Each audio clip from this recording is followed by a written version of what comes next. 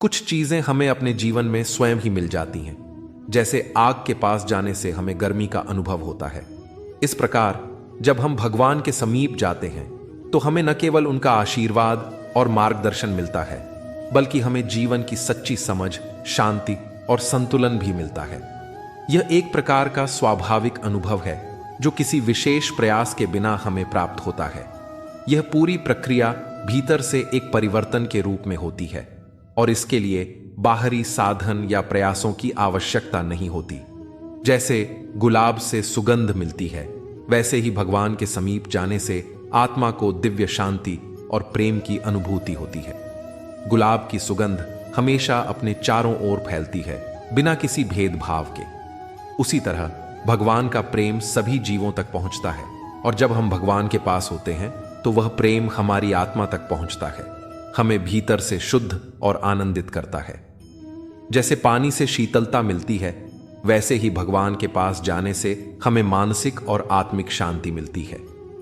जब हम किसी गर्मी में पानी की ठंडक का अनुभव करते हैं तो हमारी सारी थकान और जलन तुरंत शांत हो जाती है। ठीक वैसे ही भगवान के समीप जाने से हमारी सारी चिंताएं और मानसिक उलझनें दूर हो जाती हैं और हमें आंतरिक शांति का अनुभव होता है। जैसे मीठे से मिठास मिलती है, वैसे ही भगवान के समीप जाने से जीवन में मिठास और आनंद का वास होता है।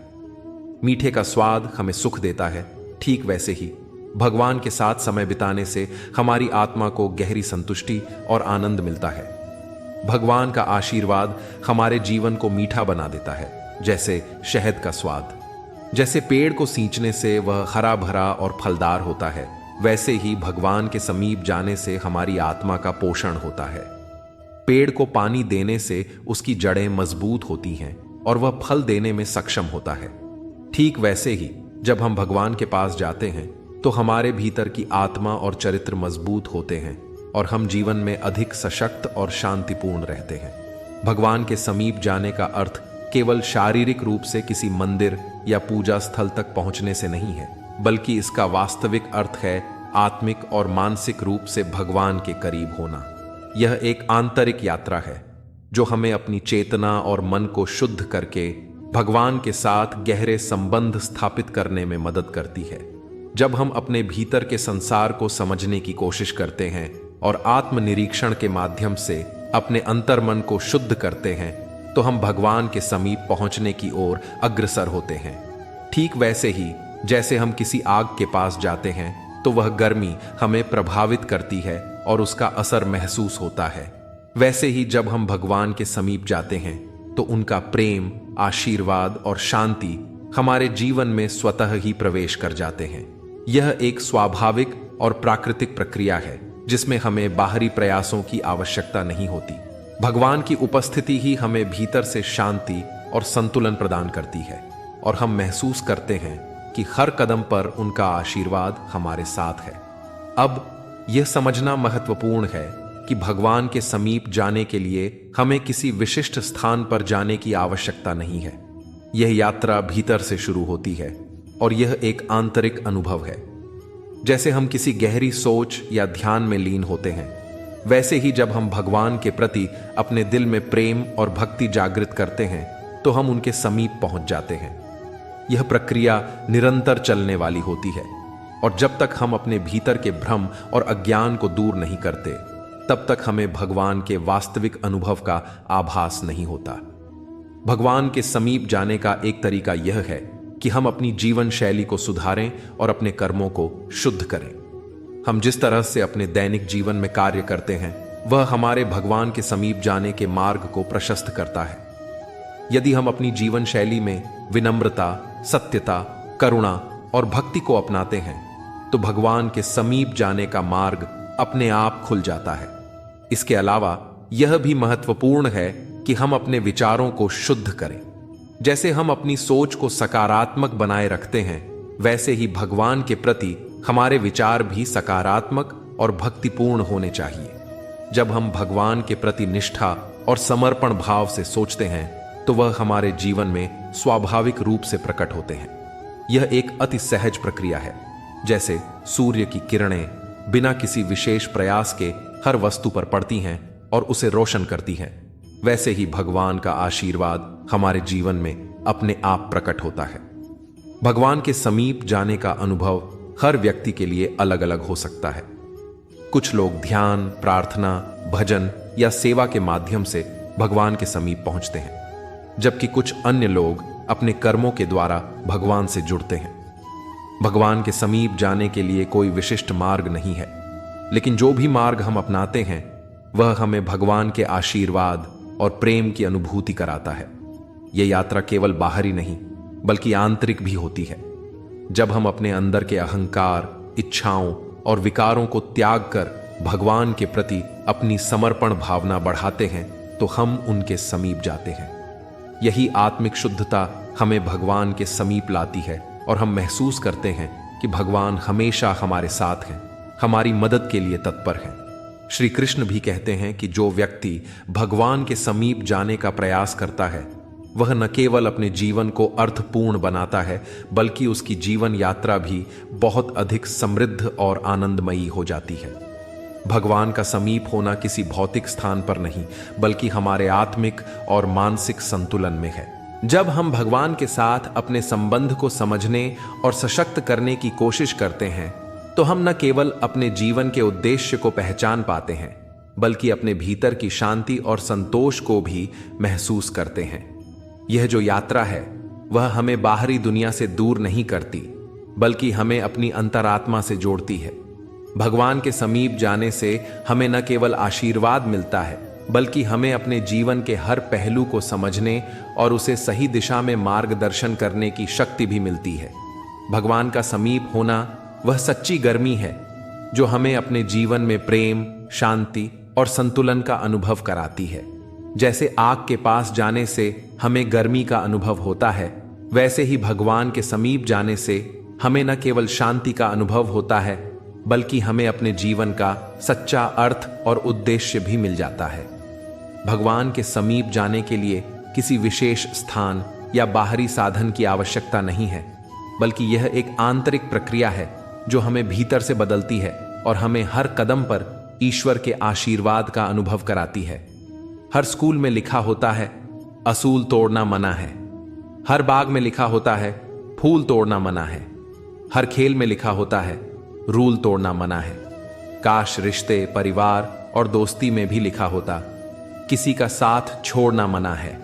जहां सूर्य की किरण हो वहां प्रकाश होता है, जहां प्रेम की भाषा हो वहां परिवार होता है। श्री कृष्ण कहते हैं आप चाहे किसी भी स्थान पर रहें, यदि वहां के लोग आपसे प्रेम से बात करते हैं तो वे आपको अपने परिवार की तरह लगेंगे। वहीं अगर आपका परिवार का कोई सदस्य आपसे बुरे तरीके से बात करे तो वह अपना परिवार भी नहीं लगता। इसीलिए सदैव प्रेम की भाषा बोलिए।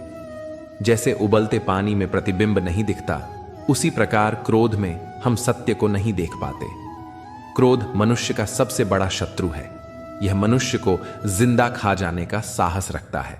श्री कृष्ण कहते हैं जब तक मन में लालसा है तब तक शांति असंभव है। जैसे समुद्र में जल का प्रवाह कभी समाप्त नहीं होता, वैसे ही इच्छाओं का अंत नहीं होता। लेकिन जो अपनी इच्छाओं को नियंत्रित करता है वही सच्ची शांति को प्राप्त करता है। जो समय का महत्व समझता है वही जीवन में सफल होता है। श्री कृष्ण कहते हैं समय ही जीवन का सबसे बड़ा उपहार है। जैसे तीर छोड़े जाने के बाद वापस नहीं लाया जा सकता, वैसे ही खोया हुआ समय भी कभी लौट कर नहीं आता। मन की शक्ति सबसे बड़ी होती है। श्री कृष्ण कहते हैं मन चाहे तो असंभव को भी संभव बना सकता है। जैसे पत्थर पर निरंतर पानी की बूंदें गिरने से वह घिस जाता है, वैसे ही मन के दृढ़ निश्चय से हर बाधा दूर हो जाती है। जो दूसरों को दोष देता है वह अपनी शक्ति को खो देता है। श्री कृष्ण कहते हैं अपनी समस्याओं का हल अपने भीतर खोजो। जैसे दीवार पर परछाई केवल सूरज के प्रकाश में बनती है, वैसे ही जीवन की हर समस्या का कारण भी हमारी सोच में छिपा होता है। श्री कृष्ण कहते हैं प्रेम वह है जो दूसरों के दुख को अपना मान ले। जैसे वृक्ष बिना किसी स्वार्थ के फल देता है, वैसे ही प्रेम भी निष्काम और निस्वार्थ होना चाहिए। यही प्रेम का सच्चा रूप है। धैर्य जीवन का सबसे बड़ा आधार है। श्री कृष्ण कहते हैं धैर्य वह दीपक है जो अंधकार में भी मार्ग दिखाता है। जैसे कछुआ धीरे धीरे चलते हुए भी अपनी मंजिल तक पहुंच जाता है, वैसे ही धैर्य से हर सफलता प्राप्त की जा सकती है। श्री कृष्ण कहते हैं, जो अपने भीतर के भय को जीत लेता है वही असली स्वतंत्रता का अनुभव करता है। भय केवल अज्ञान का परिणाम है।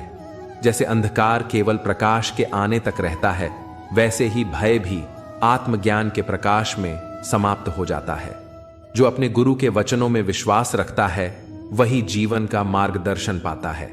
श्री कृष्ण कहते हैं, गुरु की शिक्षा का अनुसरण ही सच्ची भक्ति है। जैसे बादल के बिना वर्षा असंभव है, वैसे ही गुरु के बिना सच्चा ज्ञान भी असंभव है। श्री कृष्ण कहते हैं, अहंकार वह जहर है जो संबंधों को नष्ट कर देता है।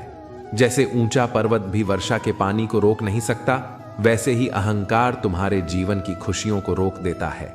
जीवन का सबसे बड़ा सत्य यह है कि हर चीज अस्थाई है। जीवन की सबसे बड़ी सच्चाई यह है कि यह स्थायी नहीं है। हर क्षण बदलता है। जैसे फूल खिलते हैं और फिर मुरझा जाते हैं, वैसे ही सुख और दुख भी आते जाते रहते हैं।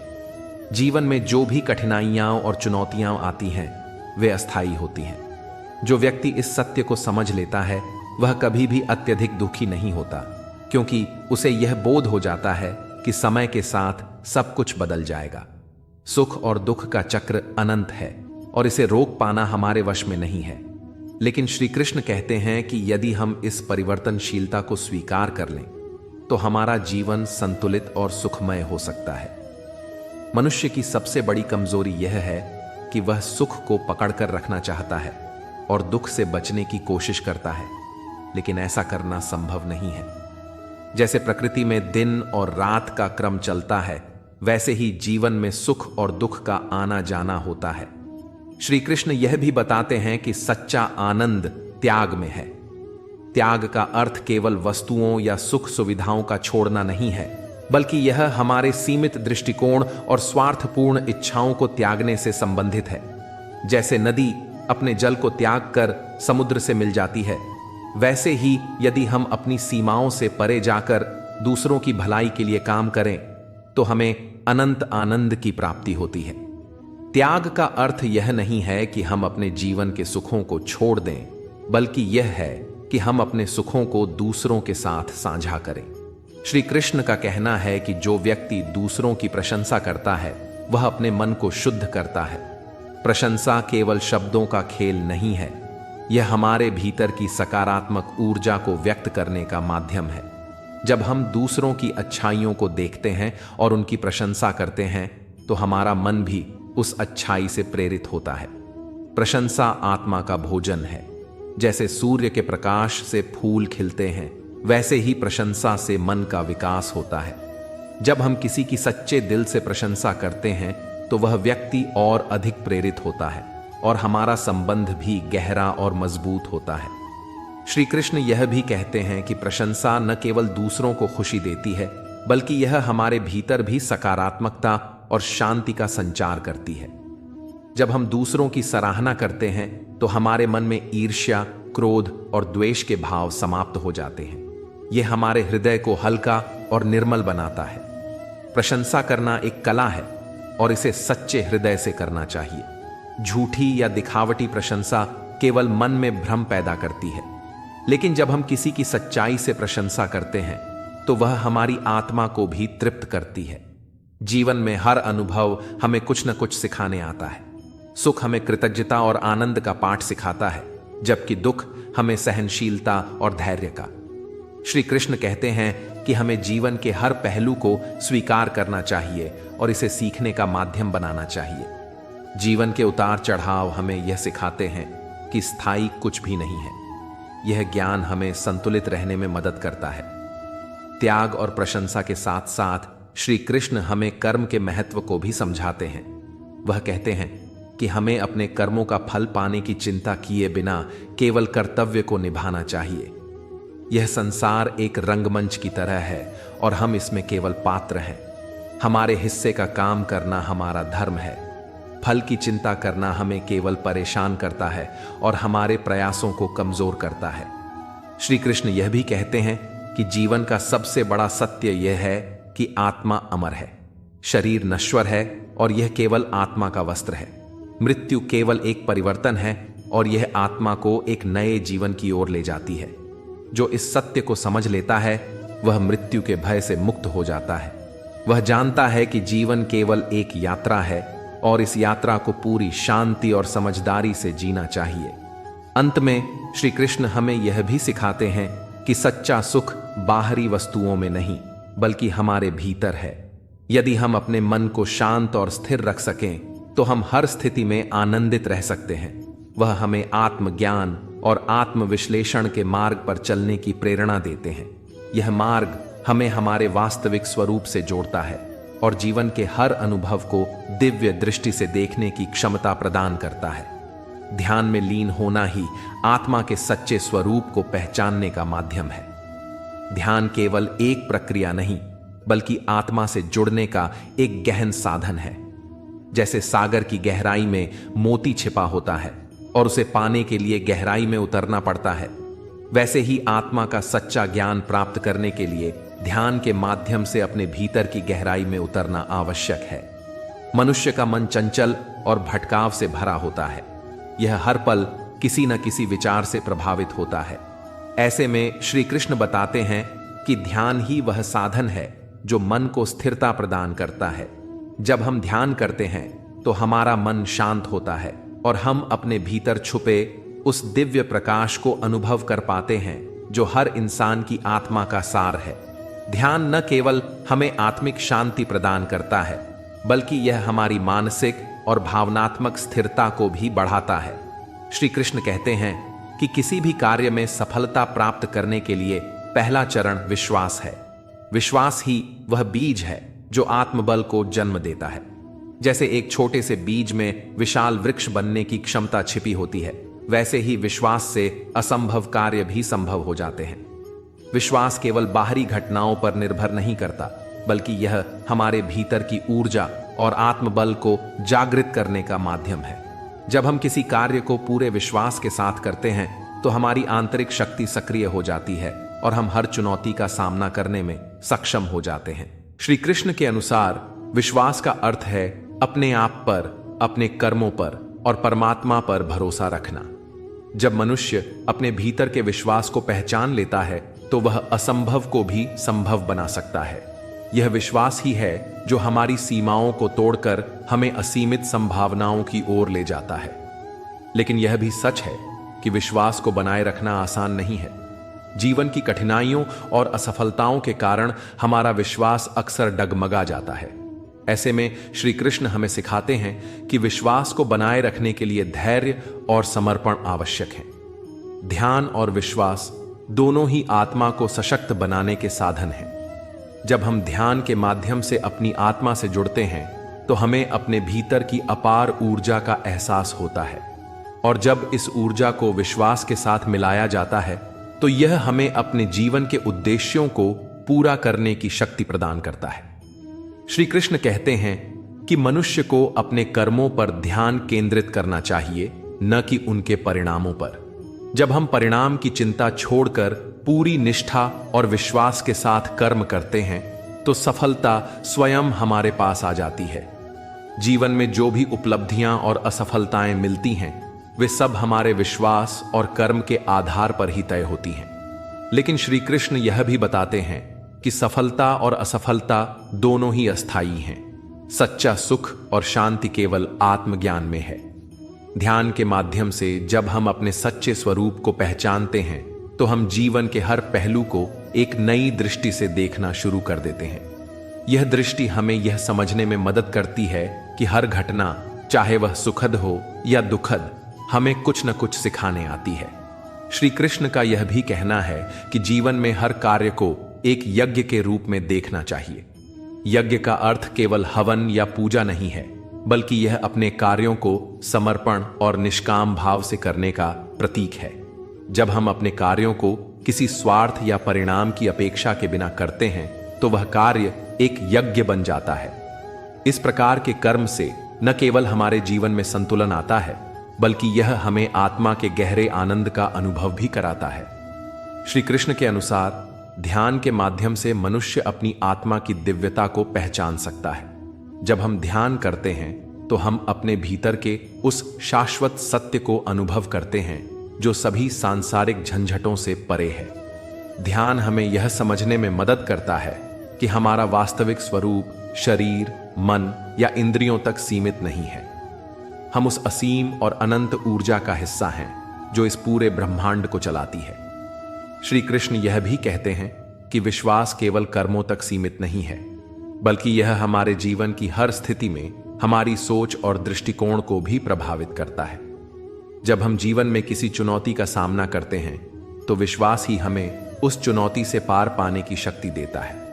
यह विश्वास हमें बताता है कि हर कठिनाई अस्थायी है और उसके पीछे कोई न कोई गूढ़ कारण छिपा है। जब हम इस दृष्टि से जीवन को देखते हैं तो हम हर परिस्थिति में सकारात्मकता बनाए रख सकते हैं। ध्यान और विश्वास के साथ साथ श्री कृष्ण हमें आत्म स्वरूप के प्रति जागरूक रहने का महत्व भी सिखाते हैं। आत्मा का ज्ञान हमें जीवन की क्षण भंगुरता का बोध कराता है और हमें यह समझने में मदद करता है कि सच्चा सुख बाहरी वस्तुओं में नहीं बल्कि हमारे भीतर है। जब हम ध्यान के माध्यम से अपने भीतर की शांति और आनंद का अनुभव करते हैं तो हमें बाहरी चीजों पर निर्भर रहने की आवश्यकता नहीं होती। यह हमें स्वतंत्रता और आत्मनिर्भरता की ओर ले जाता है। जो व्यक्ति दूसरों के दुख को समझता है और उनके दुख को दूर करने का प्रयास करता है, वही सच्चे अर्थों में मानव कहलाने योग्य है। मनुष्य का जीवन केवल अपने लिए नहीं है, यह दूसरों के लिए भी है। जैसे सूरज बिना किसी भेदभाव के सभी के लिए प्रकाश देता है और जीवन को ऊर्जा प्रदान करता है, वैसे ही मनुष्य का कर्तव्य है कि वह अपने आसपास के लोगों के जीवन में आशा, सहारा और सकारात्मकता का संचार करे। दूसरों के दुख को समझने और उनका समाधान करने के लिए संवेदनशीलता और करुणा की आवश्यकता होती है। श्री कृष्ण यह सिखाते हैं कि हर व्यक्ति के भीतर यह क्षमता है कि वह दूसरों की सहायता करे। जब हम दूसरों के दर्द को महसूस करते हैं और उनके जीवन को बेहतर बनाने का प्रयास करते हैं तो हमारा जीवन भी सार्थक और सुखद बनता है। सेवा का यह भाव आत्मा को शुद्ध करता है और मनुष्य को उसके वास्तविक स्वरूप से जोड़ता है। श्री कृष्ण यह भी कहते हैं कि जो स्वयं पर विजय प्राप्त कर लेता है वह पूरे संसार को जीत सकता है। इसका अर्थ यह है कि हमारी सबसे बड़ी लड़ाई बाहरी दुनिया के साथ नहीं बल्कि अपने भीतर के विकारों और कमजोरियों के साथ होती है। जब हम अपने क्रोध, लालच, ईर्ष्या और अहंकार जैसे विकारों पर काबू पा लेते हैं तो हम सच्चे अर्थों में विजयी हो जाते हैं। यह आत्मनियंत्रण ही मनुष्य को महान बनाता है। आत्मविजय के लिए श्री कृष्ण आत्म संयम का महत्व समझाते हैं। जैसे आग में तपने से सोना शुद्ध और अधिक चमकदार बनता है, वैसे ही आत्म संयम से मनुष्य का चरित्र निखरता है। आत्म संयम का अर्थ है अपनी इच्छाओं, भावनाओं और विचारों को नियंत्रित करना। जब हम अपने मन और इंद्रियों को नियंत्रण में रखते हैं तो हम अधिक जागरूक और स्थिर हो जाते हैं। यह स्थिरता हमें सही निर्णय लेने और अपने जीवन को सही दिशा में ले जाने में मदद करती है। श्री कृष्ण कहते हैं कि आत्म संयम न केवल व्यक्ति के चरित्र को मजबूत बनाता है बल्कि यह उसे अपने जीवन के उद्देश्यों को प्राप्त करने में भी सक्षम बनाता है। आत्म संयम का अभ्यास करने से मनुष्य अपने भीतर की शक्ति और शांति का अनुभव करता है। यह शक्ति उसे हर परिस्थिति में धैर्य और समझदारी से काम लेने की प्रेरणा देती है। श्री कृष्ण यह भी बताते हैं कि आत्म विजय और आत्म संयम के बिना सच्ची सफलता संभव नहीं है। बाहरी दुनिया में सफलता केवल अस्थायी होती है, लेकिन जब हम अपने भीतर की कमजोरियों को दूर कर लेते हैं तो यह सफलता स्थायी और सार्थक बन जाती है। आत्म विजय के माध्यम से ही हम अपने जीवन को ऊंचाइयों तक ले जा सकते हैं और दूसरों के लिए प्रेरणा का स्रोत बन सकते हैं। दूसरों की मदद करना और अपने भीतर के विकारों पर नियंत्रण पाना, ये दोनों ही मनुष्य को उसके जीवन का सच्चा अर्थ समझने में मदद करते हैं। श्री कृष्ण यह सिखाते हैं कि सच्ची मानवता वही है जो दूसरों के जीवन में सकारात्मक बदलाव लाए और स्वयं को बेहतर बनाने की दिशा में निरंतर प्रयास करे। जब हम इस दृष्टिकोण से जीवन जीते हैं तो हमारा जीवन न केवल हमारा बल्कि पूरे समाज का कल्याण करने वाला बनता है। सच्चा सुख केवल अपने लिए कुछ पाने में नहीं बल्कि उसे दूसरों के साथ बांटने में है। जैसे दीपक अपने प्रकाश से अंधकार को दूर करता है, वैसे ही परोपकार मानव जीवन को अर्थपूर्ण और महान बनाता है। परोपकार का अर्थ केवल दूसरों की मदद करना नहीं है। यह एक ऐसा भाव है जो हमारे हृदय को प्रेम और करुणा से भर देता है। जब हम दूसरों की मदद करते हैं तो हम न केवल उनके जीवन को बेहतर बनाते हैं, बल्कि अपने जीवन में भी शांति और संतोष का अनुभव करते हैं। श्री कृष्ण यह सिखाते हैं कि परोपकार मनुष्य के चरित्र को उज्जवल बनाता है। यह केवल भौतिक सहायता तक सीमित नहीं है, यह मानसिक, भावनात्मक और आध्यात्मिक सहायता का भी प्रतीक है। जब हम किसी को सहारा देते हैं तो हम उनके जीवन में आशा और उत्साह का संचार करते हैं। परोपकार का यह भाव हमें हमारे अहंकार से मुक्त करता है और हमें दूसरों के साथ गहराई से जोड़ता है। श्री कृष्ण कहते हैं कि जो अपने दोषों को स्वीकार करता है वही सच्चे सुधार की ओर पहला कदम उठाता है। आत्म सुधार का मार्ग आत्म स्वीकृति से शुरू होता है। जब हम अपने भीतर झांककर अपने दोषों और कमजोरियों को पहचानते हैं, तभी हम उन्हें सुधारने की दिशा में प्रयास कर सकते हैं। आत्म स्वीकृति एक साहसिक कदम है, क्योंकि यह हमें अपने भीतर के अंधकार का सामना करने के लिए प्रेरित करती है। लेकिन यही वह कदम है जो हमें आत्मज्ञान और आत्मविकास की ओर ले जाता है। आत्मनिरीक्षण, जैसा कि श्री कृष्ण बताते हैं, आत्म सुधार का सबसे महत्वपूर्ण साधन है। जैसे आईना हमारे चेहरे को दिखाता है और हमें अपनी कमियों को पहचानने में मदद करता है, वैसे ही आत्मनिरीक्षण हमारे भीतर छिपे दोषों और कमजोरियों को उजागर करता है। यह हमें अपने विचारों, भावनाओं और कार्यों का विश्लेषण करने का अवसर देता है। आत्मनिरीक्षण से हमें यह समझ में आता है कि हम किन गलतियों को बार बार दोहरा रहे हैं और उन्हें कैसे ठीक किया जा सकता है। यह एक निरंतर प्रक्रिया है जो हमें हर दिन बेहतर बनने में मदद करती है। जीवन में सुख और दुख एक सिक्के के दो पहलू हैं। यह सत्य हमें यह सिखाता है कि जीवन में हर परिस्थिति अस्थायी है। जैसे दिन के बाद रात आती है और फिर रात के बाद दिन, वैसे ही जीवन में हर कठिनाई के बाद सुख का समय अवश्य आता है। दुख और कठिनाइयां हमें जीवन के वास्तविक अर्थ को समझने का अवसर देती हैं।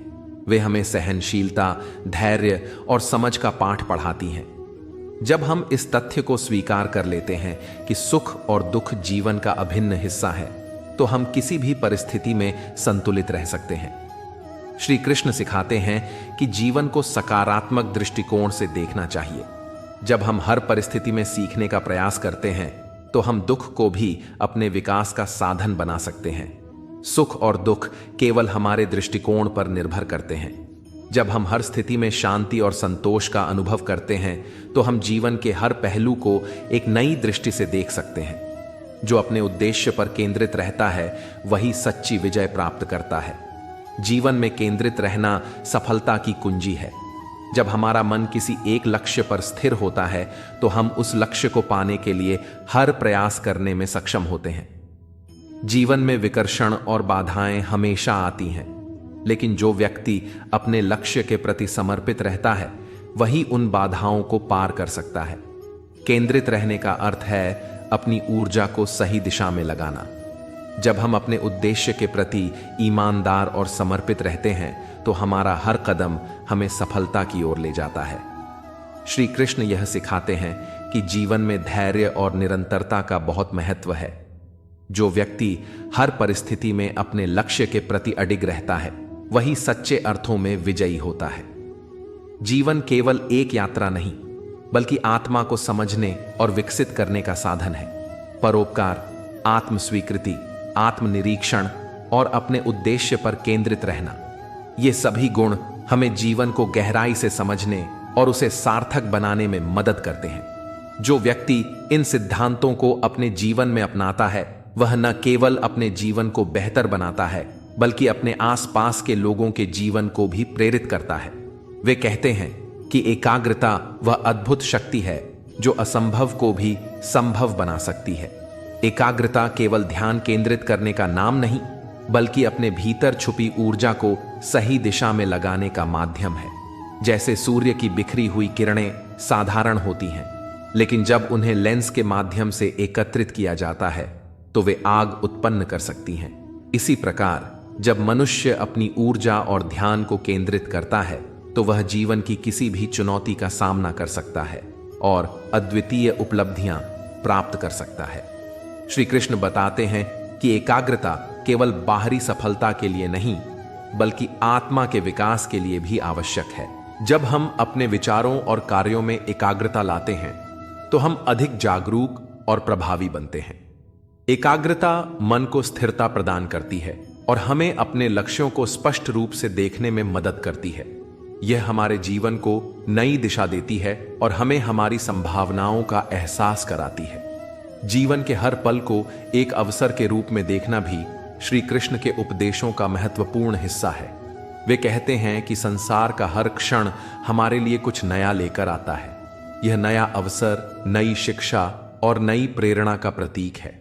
जैसे सूरज की पहली किरण अंधकार को मिटा देती है और चारों ओर प्रकाश फैलाती है, वैसे ही हर नया पल हमें अज्ञान से ज्ञान की ओर ले जा सकता है। लेकिन यह तभी संभव है जब हम इस नए पल का स्वागत करने के लिए तैयार हों। जीवन में हर क्षण को पूरी तरह से जीना और उसका उपयोग करना चाहिए। जब हम हर पल को एक अवसर के रूप में देखते हैं तो हम उसमें छिपी संभावनाओं को पहचानने में सक्षम होते हैं। यह दृष्टिकोण हमें हर परिस्थिति में सकारात्मक और आशावादी बनाए रखता है। जीवन का हर पल हमें कुछ न कुछ सिखाने आता है और जब हम इसे सीखने के लिए तैयार रहते हैं तो हम अपने जीवन को अधिक समृद्ध और सार्थक बना सकते हैं। मोह से बंधे व्यक्ति के जीवन में सच्चा आनंद नहीं हो सकता। यह भी श्री कृष्ण के उपदेशों का एक महत्वपूर्ण संदेश है। मोह का अर्थ है उन चीजों से अटूट लगाव रखना जो क्षणभंगुर और अस्थायी हैं। यह लगाव हमें हमारे सच्चे स्वभाव और उद्देश्यों से दूर कर देता है। मोह से बंधा हुआ मनुष्य अपनी इच्छाओं और भौतिक सुखों में उलझा रहता है, जिससे वह सच्चे सुख और शांति का अनुभव नहीं कर पाता। श्री कृष्ण यह बताते हैं कि मोह केवल बाहरी वस्तुओं तक सीमित नहीं है। यह हमारे विचारों, भावनाओं और संबंधों में भी हो सकता है। जब हम किसी चीज या व्यक्ति से अत्यधिक लगाव रखते हैं तो यह हमें मानसिक और भावनात्मक रूप से कमजोर बना देता है। मोह हमें हमारी स्वतंत्रता से वंचित कर देता है और हमें सीमित दृष्टिकोण में बांध देता है। मोह से मुक्त होना ही सच्चे सुख और शांति का मार्ग है।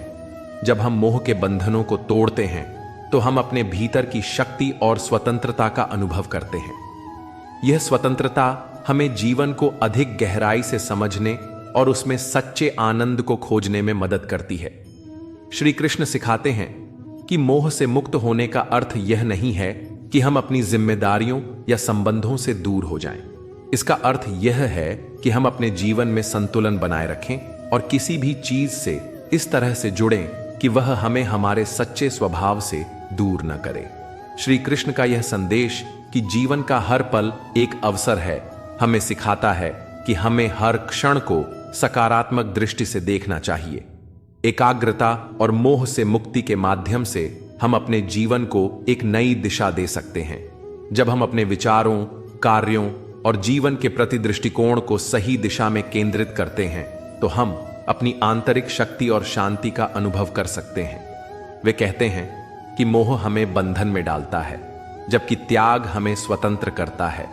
मोह से बंधा व्यक्ति भौतिक और मानसिक जंजालों में फंसा रहता है, जो उसकी आत्मा की स्वतंत्रता को रोकता है।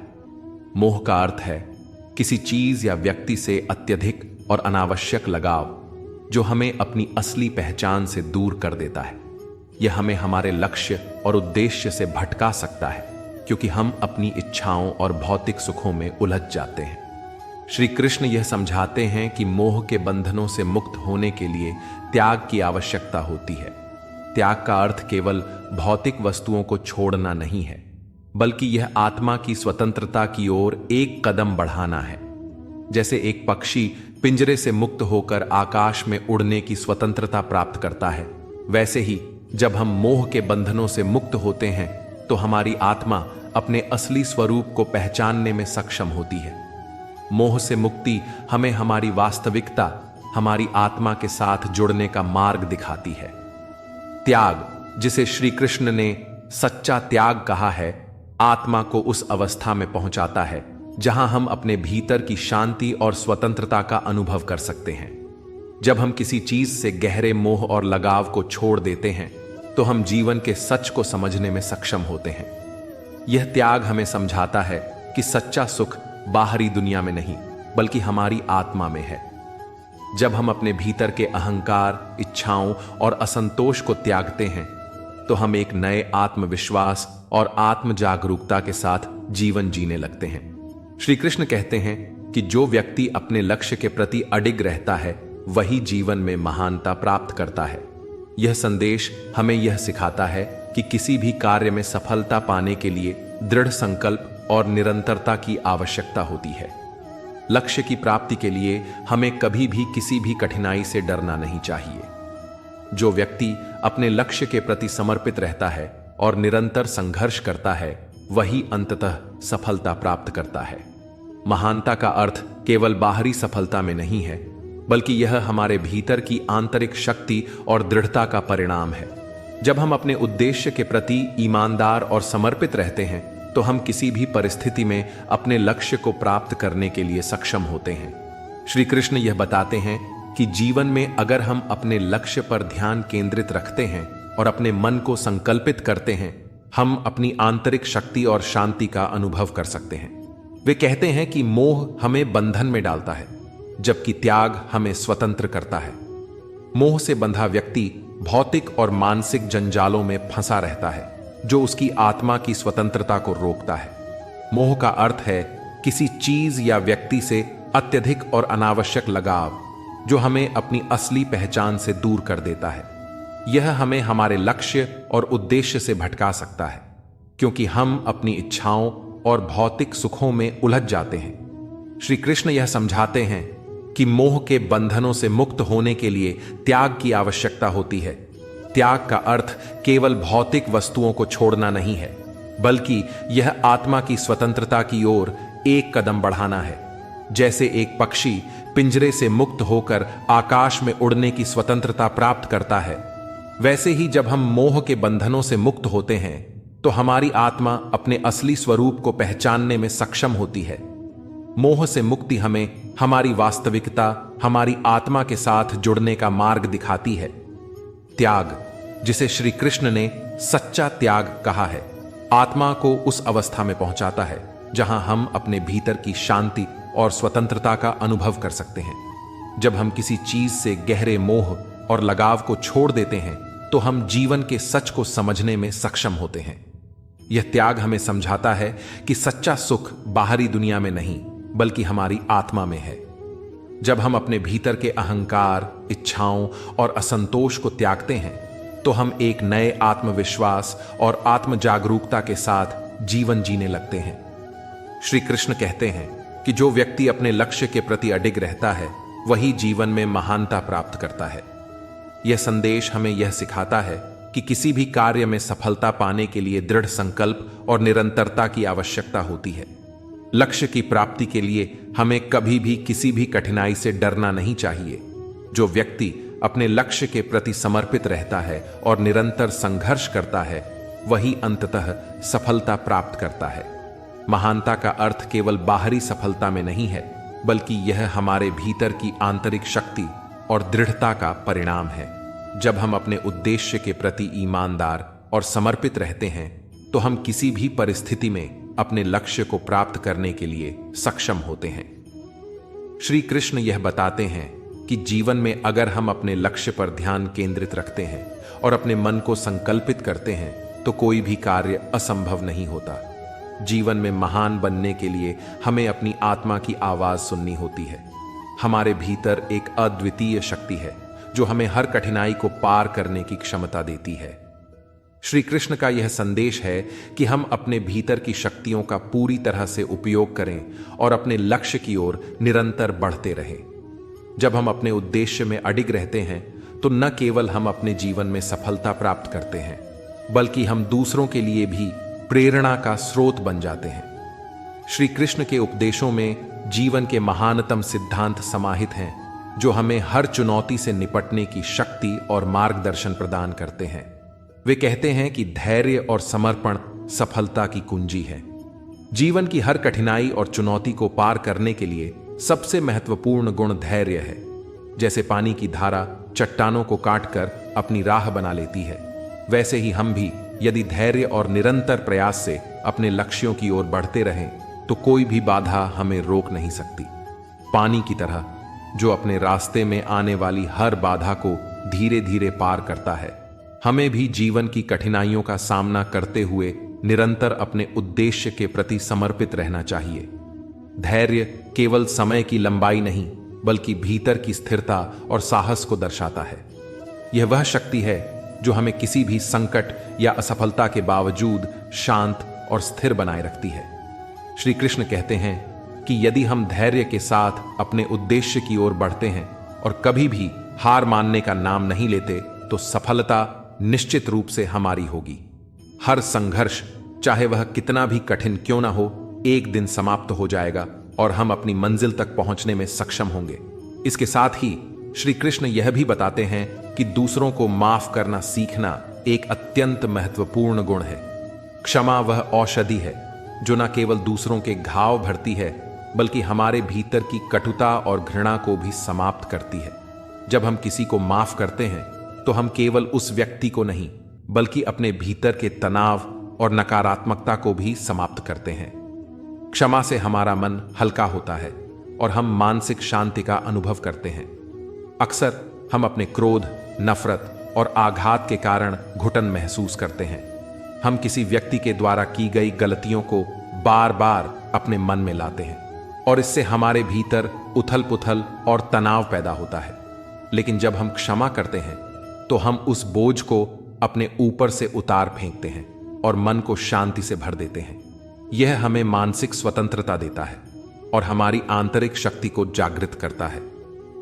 श्री कृष्ण का यह संदेश यह भी सिखाता है कि क्षमा केवल दूसरों के लिए नहीं है बल्कि यह हमें अपनी आत्मा की शुद्धता की ओर भी ले जाती है। जब हम दूसरों को माफ करते हैं तो हम अपने भीतर सच्चे प्रेम और करुणा का अनुभव करते हैं। यह हमारी आत्मा को शुद्ध करता है और हमें जीवन में अधिक सकारात्मक दृष्टिकोण अपनाने की प्रेरणा देता है। अंत में श्री कृष्ण यह बताते हैं कि अपनी हार को स्वीकार करना भी एक प्रकार की विजय है। यह संदेश जीवन के सबसे महत्वपूर्ण सिद्धांतों में से एक है। अक्सर हम हार से डरते हैं और इसे असफलता मानते हैं, लेकिन श्री कृष्ण कहते हैं कि हार का सामना करना और उसे स्वीकार करना एक प्रकार की मानसिक सशक्तता है। यह हमें यह सिखाता है कि हम जीवन में कभी भी असफल नहीं होते जब तक हम उठकर फिर से प्रयास करने के लिए तैयार रहते हैं। जब हम अपनी हार को स्वीकार करते हैं तो हम अपने भीतर की वास्तविकता को समझने में सक्षम होते हैं। यह हमें यह एहसास दिलाता है कि सफलता केवल उन लोगों को मिलती है जो बार बार गिरने के बावजूद उठते हैं और अपने प्रयासों को जारी रखते हैं। हार हमें शिक्षा देती है, हमें हमारी गलतियों का एहसास कराती है और हमें बेहतर बनाने का अवसर देती है। जब हम अपनी हार को सम्मानपूर्वक स्वीकार करते हैं तो हम जीत की ओर एक कदम और बढ़ते हैं। वे कहते हैं कि जो अपनी असफलताओं से सीखता है वही सच्चा विजेता है। जीवन में हर व्यक्ति को कठिनाइयों और विफलताओं का सामना करना पड़ता है, लेकिन यह असफलताएं हमें जीवन के महत्वपूर्ण पाठ सिखाती हैं। जैसे एक बच्चा जब गिरता है तो वह गिरने के बाद उठकर चलना सीखता है, वैसे ही असफलता भी हमें समृद्ध करती है। असफलता केवल एक अस्थायी स्थिति होती है, लेकिन यह हमें निरंतर प्रयास करने की प्रेरणा देती है और हमारे व्यक्तित्व को मजबूत करती है। असफलता को डर या निराशा का कारण नहीं बनना चाहिए, बल्कि इसे एक अवसर के रूप में देखना चाहिए जो हमें सीखने और सुधारने का अवसर देता है। जैसे कोई बच्चा अपने पहले कदम में गिरकर फिर से खड़ा हो जाता है और चलते चलते वह सही रास्ता ढूंढता है, वैसे ही हमें भी जीवन में अपनी गलतियों से सीखते हुए आगे बढ़ना चाहिए। श्री कृष्ण आगे कहते हैं कि जो ज्ञान को अपने जीवन में उतारता है वही सच्चा ज्ञानी है। केवल पुस्तकें पढ़ना और ज्ञान प्राप्त करना पर्याप्त नहीं है, उसे अपने जीवन में उतारना और अपने कर्मों में उसका अनुसरण करना ही हमारी असली परीक्षा है। यह एक गहरी सच्चाई है कि जो केवल शब्दों तक सीमित रहता है वह कभी भी सच्चा ज्ञान प्राप्त नहीं कर सकता। असली ज्ञान वह है जो हमारे कार्यों और विचारों में परिलक्षित होता है। ज्ञान का प्रकाश अंधकार को मिटाने जैसा होता है। जैसे दीपक का प्रकाश अंधेरे को समाप्त करता है, वैसे ही ज्ञान का प्रकाश हमारे जीवन के अज्ञान को दूर करता है। जब हम अपने जीवन में ज्ञान को आत्मसात करते हैं तो हमें हर परिस्थिति में सही मार्गदर्शन मिलता है। ज्ञान हमें सही और गलत का अंतर समझने में मदद करता है और हमें हमारे जीवन के लक्ष्य की ओर मार्गदर्शन करता है। श्री कृष्ण यह भी कहते हैं कि जो समय की कद्र करता है वह जीवन में कभी असफल नहीं होता।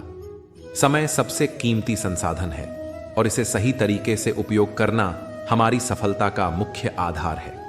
जो व्यक्ति समय को बर्बाद करता है वह कभी अपने लक्ष्यों को प्राप्त नहीं कर सकता, लेकिन जो समय की कद्र करता है वह हर क्षण का सही उपयोग करके अपने जीवन में सफलता प्राप्त करता है।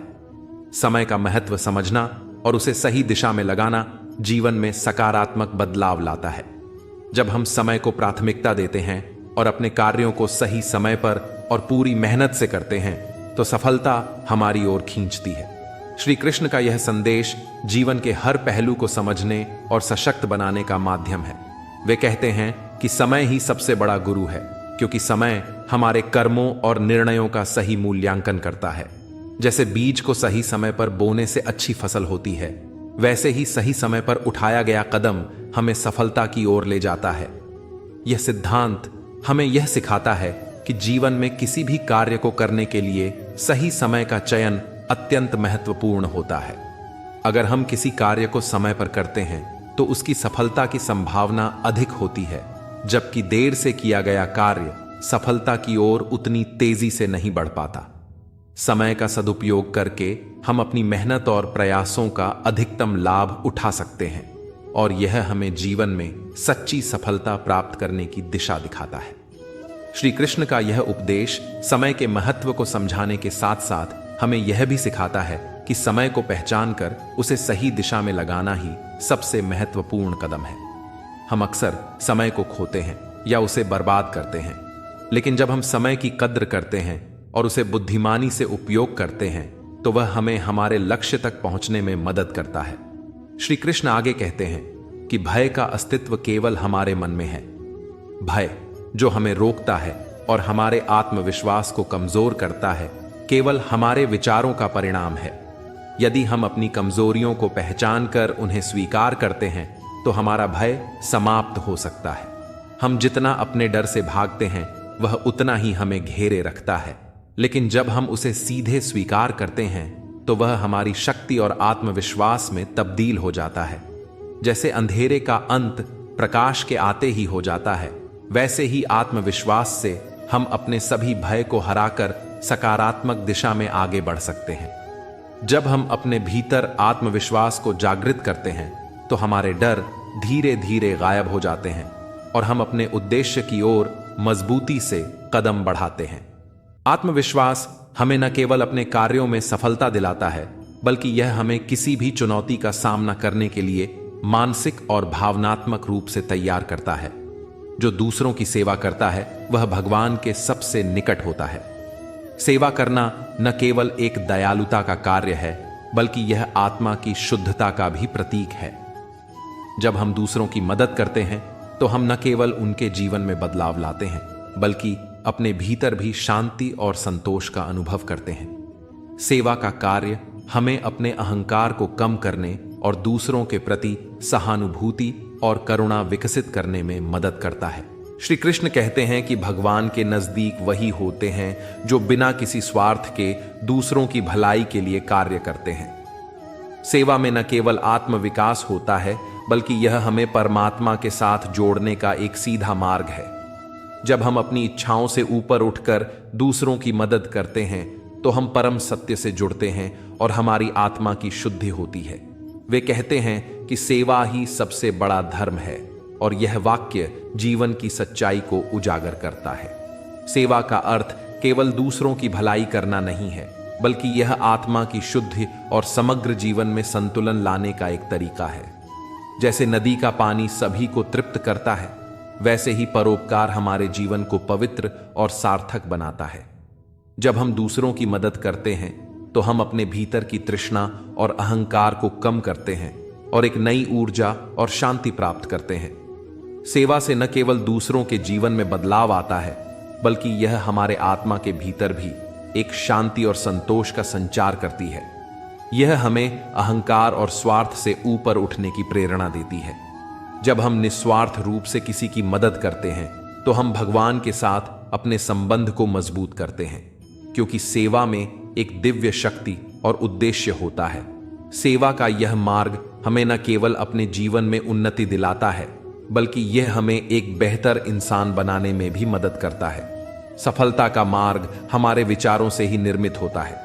जैसा कि स्वच्छ पानी से ही फसल अच्छी होती है, वैसे ही जीवन में सकारात्मक विचारों से ही महानता प्राप्त होती है। हमारे विचार हमारे कार्यों का रूप लेते हैं और हमारे कार्य ही हमारी सफलता की दिशा निर्धारित करते हैं। जब हम अपने विचारों को शुद्ध और सकारात्मक रखते हैं तो हमारे कर्म भी उसी दिशा में अग्रसर होते हैं। सकारात्मक विचारों की शक्ति अत्यंत महान होती है।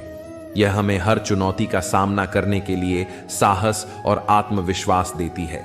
जब हमारा मन सकारात्मक और मजबूत होता है तो हम किसी भी परिस्थिति में असफल नहीं होते। सकारात्मक विचारों से ही हम अपने जीवन में उत्कृष्टता प्राप्त कर सकते हैं और अपने लक्ष्यों को हासिल कर सकते हैं। तुम्हारे विचार ही तुम्हारे कर्मों को दिशा देते हैं, इसलिए उन्हें शुद्ध और दृढ़ बनाओ। जब हमारे विचार साफ और सकारात्मक होते हैं तो वे हमें अपने कर्मों में स्पष्टता और ऊर्जा प्रदान करते हैं। अगर हमारे विचार उलझे हुए और नकारात्मक होते हैं तो हमारे कर्म भी दिशाहीन हो सकते हैं।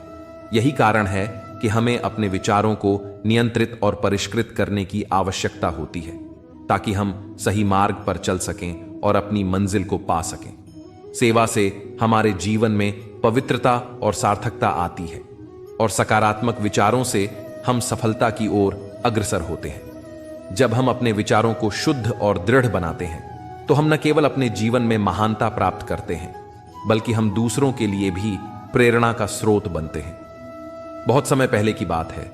एक घना और सुंदर जंगल था जिसे एक शेर अर्जुन शासित करता था।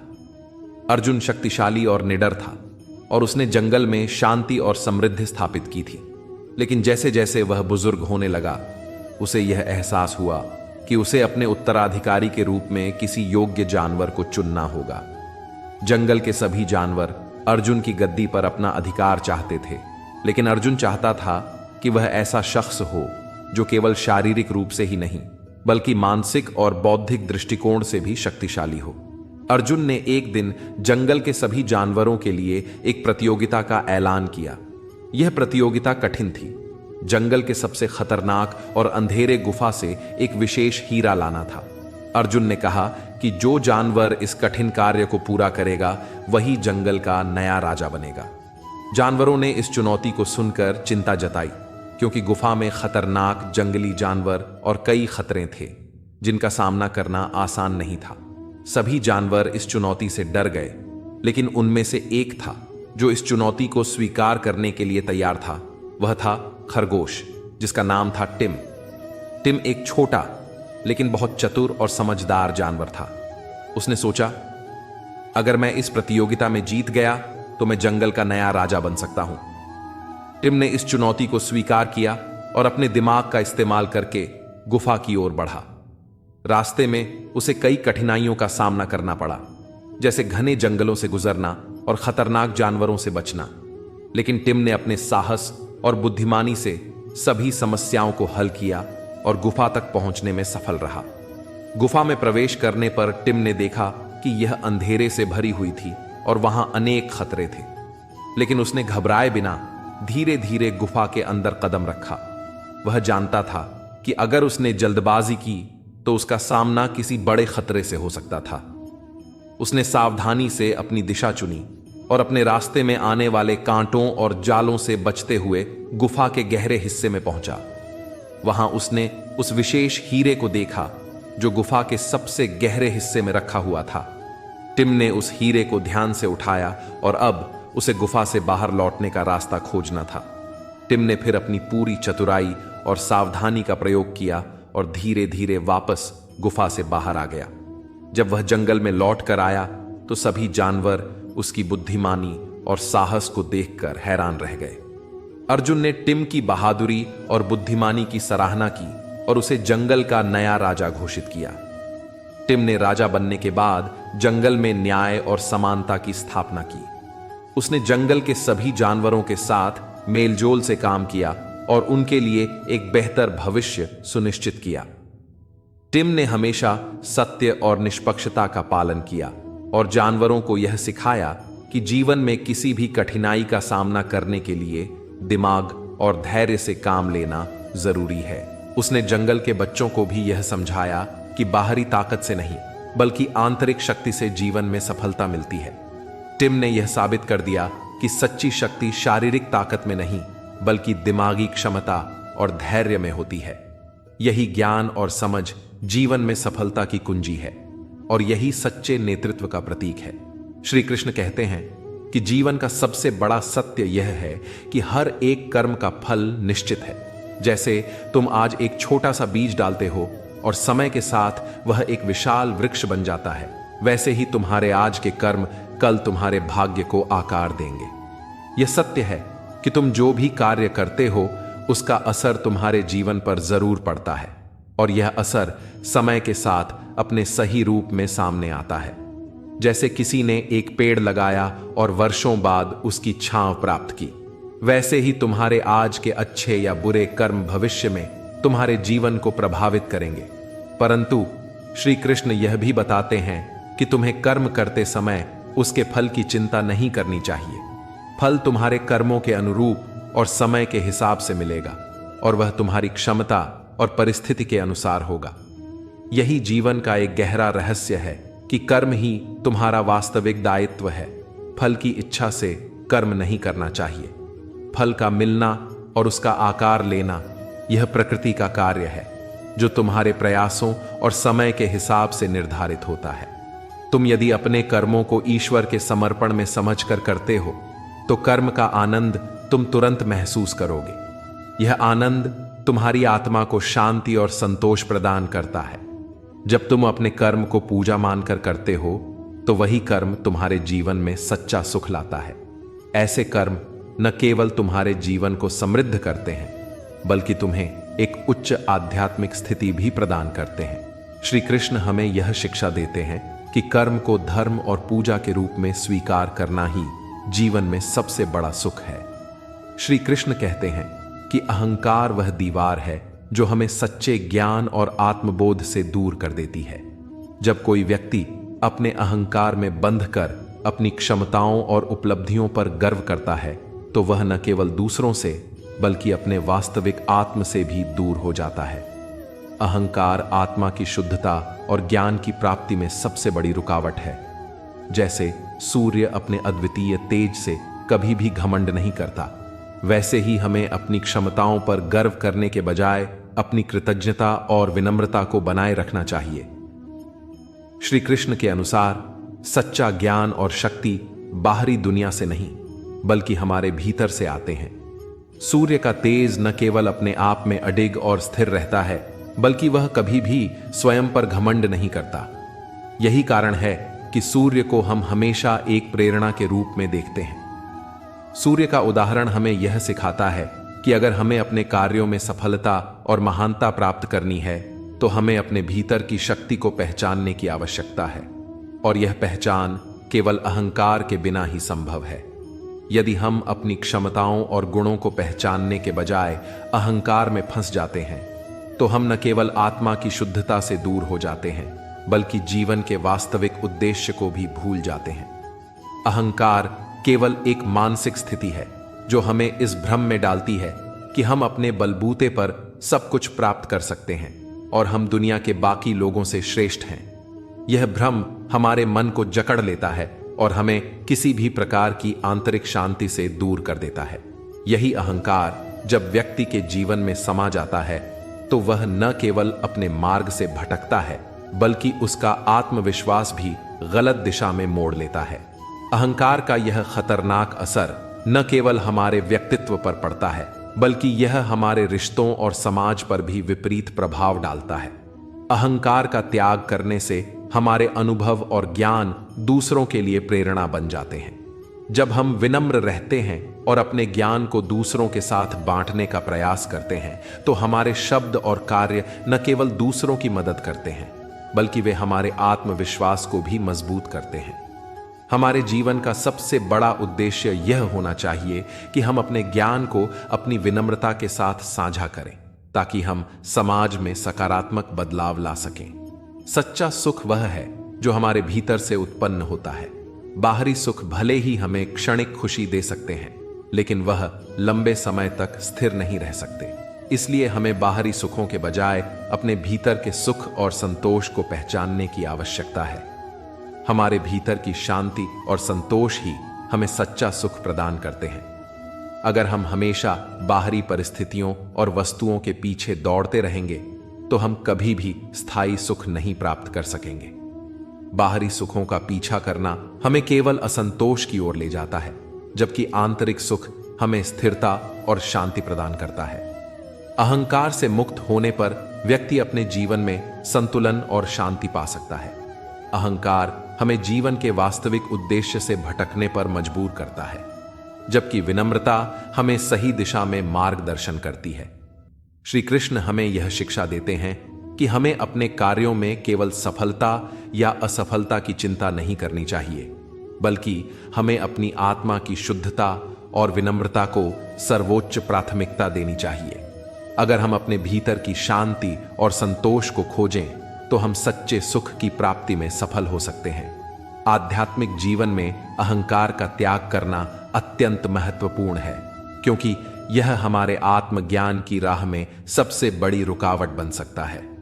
जब हम अहंकार को त्याग देते हैं तो हम अपने अस्तित्व के वास्तविक उद्देश्य को समझ पाते हैं। अहंकार के बिना हम दूसरों से प्यार कर सकते हैं, उनके साथ सच्चे रिश्ते बना सकते हैं और जीवन को एक नए दृष्टिकोण से देख सकते हैं। हम यह समझ पाते हैं कि जीवन केवल आत्म केंद्रित और स्वार्थी दृष्टिकोण से नहीं, बल्कि दूसरों के भले के लिए जीने से ही वास्तविक सुख और संतोष प्राप्त होता है। जीवन का सबसे बड़ा सुख वह है जो हमारे भीतर से आता है। जब हम अपने अहंकार को त्याग कर विनम्रता के साथ अपने जीवन को जीते हैं तो हम न केवल अपने आत्मा की शुद्धता को महसूस करते हैं, बल्कि हम दूसरों के जीवन में भी सकारात्मक परिवर्तन ला सकते हैं। यही सच्चा सुख है और यही जीवन का सबसे बड़ा सत्य है।